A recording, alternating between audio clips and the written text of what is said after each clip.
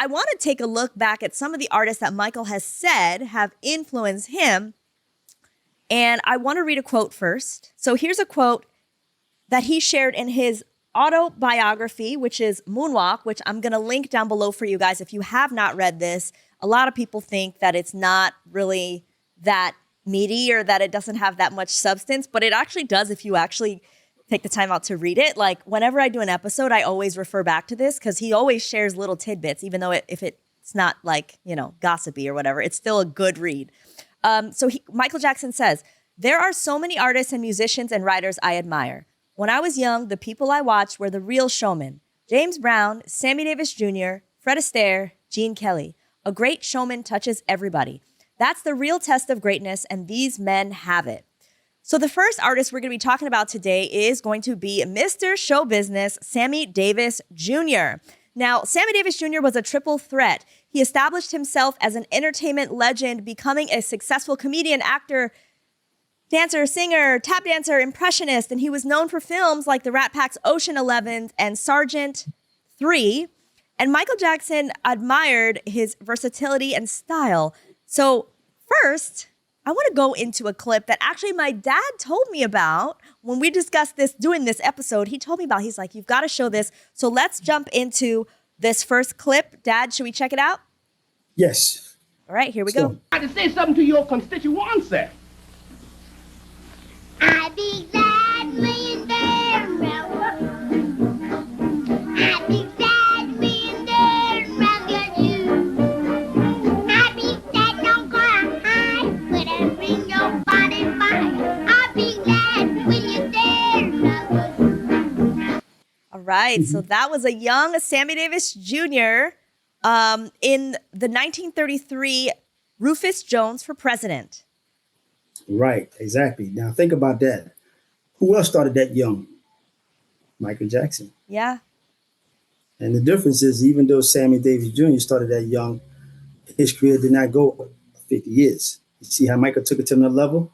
Right. Sammy Davis Jr., and like you were just saying, certain people that influenced Sammy Davis Jr. and Michael Jackson as well. You mentioned Gene Kelly dancing in the rain. You mentioned Fred Astaire was a dancer. Fred Astaire was known as being a very great tap dancer, and so did Sammy Davis. So during that era, that was the big thing during his era, dancing, singing. And but Michael Jackson, like I said again, he's another person that Michael probably looked at him as being both on the same level for us entertainment and how long we've been doing. You know how you have to say to yourself, well, who could understand what I've been through? Somebody like Sammy Davis could understand what he's been through. And the difference between Sammy Davis and Michael, Sammy Davis did his through some tough times when minorities had tough times back in the days, in the 50s, the 60s, and 70s. Sammy Davis weathered that storm through entertainment to become a very successful person. And I think I remember Michael Jackson actually saying it's because of the things that Sammy Davis went through. It made it possible for him to be who he is. Because a lot of them things we didn't have to go through later on in our life because Sammy Davis was able to bust through those tough times. And the thing about when you mentioned the Rat Pack with Sammy Davis Jr., this is very important when it comes to Frank Sinatra. Back in the day, Frank Sinatra, when it comes to Las Vegas, Frank Sinatra was known as the chairman of the board. He was the biggest. He was the biggest star. And back in the day when they had Sammy Davis with part of the Rat Pack, minority was very difficult to go in, quote, through the front door. They used to sit down and have to go through the rear because that's the times that we was living in. And Frank Sinatra, being the chairman of the board of all the top entertainer of all the people, said, I'm not going to perform in Vegas if he does not get a chance to come through the front. And you know what? Because they were trying to build Vegas up. Vegas was in the middle of the desert. Las Vegas was in Nevada. It was a desert there. They built up with the casinos. Frank Sinatra said, if you don't turn around here and let him come through the front and people come through the front, I'm not going to perform here. Wow. That was iconic. And that's the thing. Those are things that Michael Jackson thought about when he was coming up, how to influence and how type of an impact he was going to be. That's why I heard he was one of the ones who donated most of his money to the causes for people that was less fortunate.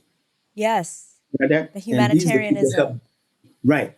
And helped drive him to do the things he did in addition to being who he was, because he felt he was very fortunate. So that's just one thing that I think Michael kind of looked at Sammy Davis at to say, you know what? He started a long time like me, and he ended up being, by the way, they called him Mr. Show Business. Sammy Davis, because guess what? Frank Sinatra, Dean Martin, Joey Bishop, Peter Lawford. All they did was just sing. Sammy Davis was an entertainer. He started dancing and he did the things that they couldn't do, even though they had the voice.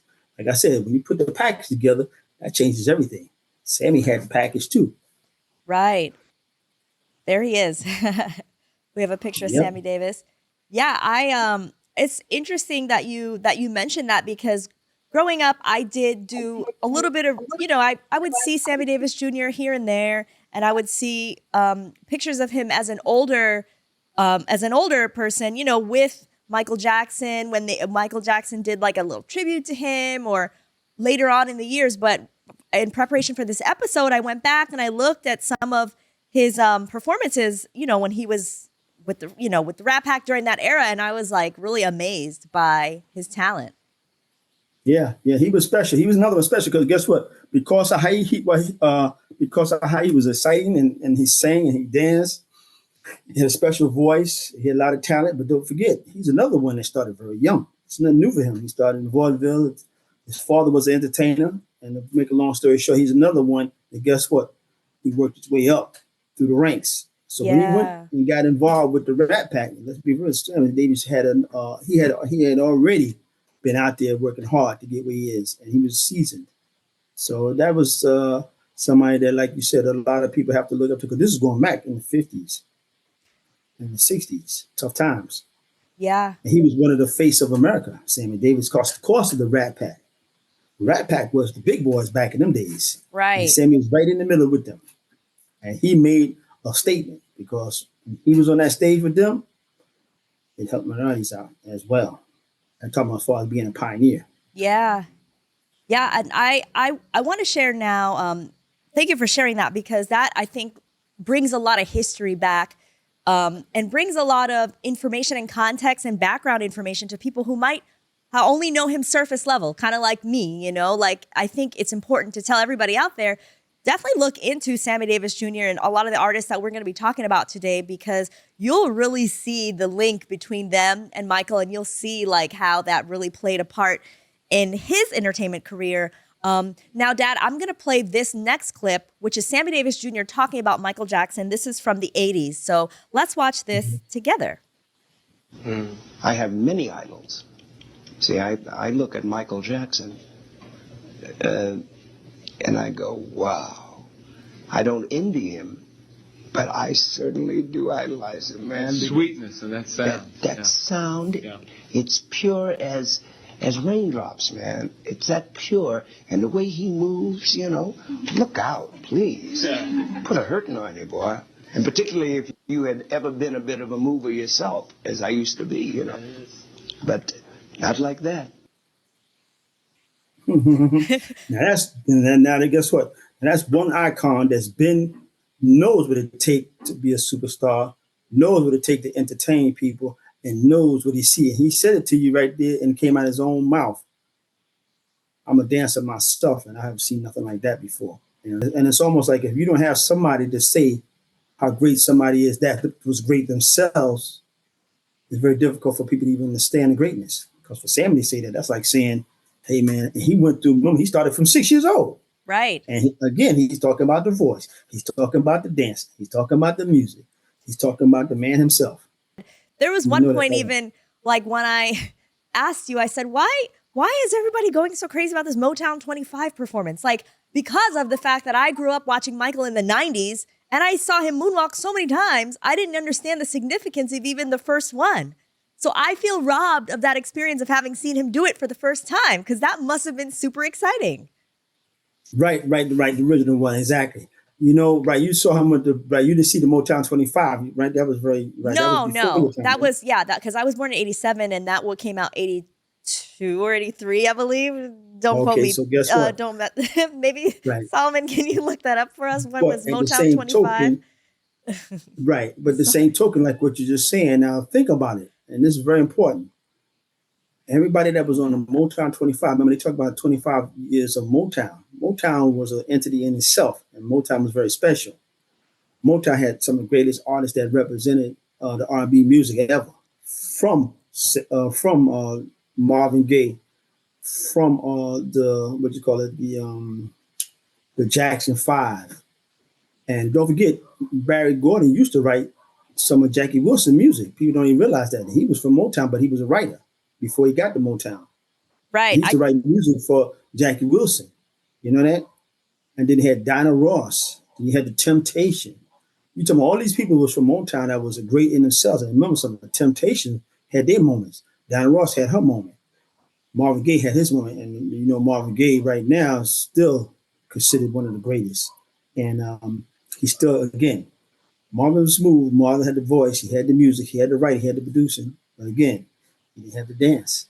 Yes. You know what I'm trying to say? So when you put all that together, Michael, again, that's why when Motown came out, Michael Jackson was able to go on top of each and every last one of those great artists. We ain't talking about Sammy Davis. We're Right. talking about during our era, from the 70s on up to the 90s. I want to So, give some context because I was trying to, Solomon looked it up for us. May 16th, 1983 is when Motown 25 happened. So I just want to put, born, right. yeah. He So was born in 87. right. So 4 years before I was born, but Right. That's when we first saw the moonwalk with him. And he perfected it to another level. Because that right there took him to the moon. And when he did the moonwalk, when it comes to music, let me tell you something. The man was special. And you know what? And it's unfortunate that it always seemed like the great ones, like they said, don't make it. But he was special. And I think that, again, it's going to be very difficult for anybody to walk in his footsteps because it's very hard to get that complete package. You know, you have a lot of people today still doing their thing, but they don't have the complete. And let me tell you something. I still say they're going to have the 50 years nonstop doing it. That's right. That's a hard task. I don't think anybody's gonna do it. I don't know. Exactly. I don't know. Can't predict the future, but I think that's a hard one to follow. It's a hard act to I'll put follow. it this way. It's going to be a tough act to follow. You have to do it. Remember something, Jackson 5 had the number one rate, I Want You Back. That was I believe that was in like 69 or 68, something like that. Yeah. Right. So I'm saying to 69, I you, think. that was the number one record in 69, I Want You Back. So now you talk about, remember, whoever's doing it now, we're not talking about from 69. We're talking about somebody come out great right now, such as the Ushers and such as they got to keep having hits for 50 years. Right. And guess what? And look at the era that we live in. A lot of the greats are gone already. You know what I'm saying? So they don't have that longevity. That's the point I'm trying to make. So that's why I think when you start adding up the greatness, he's up there. It's going to be hard. It's going to be very hard to get to that level. I want to show now a video of Michael Jackson. This is him actually performing now, which we haven't seen yet in this show today. But this is going to be a tribute song that he sang for Sammy Davis Jr. So let's check this out, and then we'll come back and talk about it. Okay. They built the walls to block your way. You beat them down.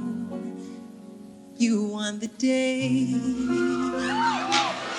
And we are here for all to see. To be the best that we can be.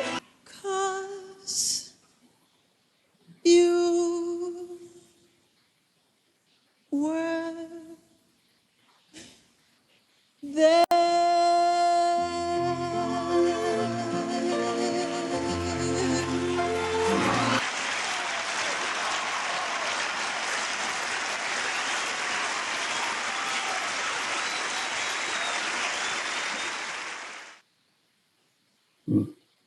Yeah, but I remember when I was actually watching that when it happened.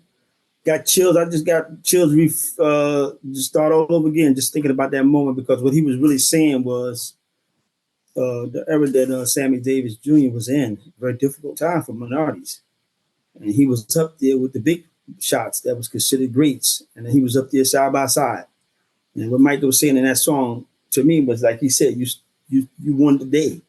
You stood through the times and you won the day, meaning that you know what, through the ups and downs that he didn't have to go through, but Sammy Davis had to go through it. He had some tough times. That were tough times for a lot of minorities back in them days, and Sammy Davis Jr. weathered that storm, and because of the storm he weathered, Michael Jackson ended up being a superstar, and that's why I sometimes feel kind of funny for certain stars to not respect how they got there. Right. You hear how they talk. And they don't realize, man, some people really had to go through some tough times for us to be where we are today. And Sammy Davis Jr. was one of them. He had a tough time, and that's what Michael Jackson said, you won the day. And it's because of you I'm here today. And so that was a respect for him, because Sammy Davis Jr. at the time he was diagnosed with cancer, and he wasn't going to live. That's when he put his show together for him, exclusive for him, with all the great talent that was available at the time.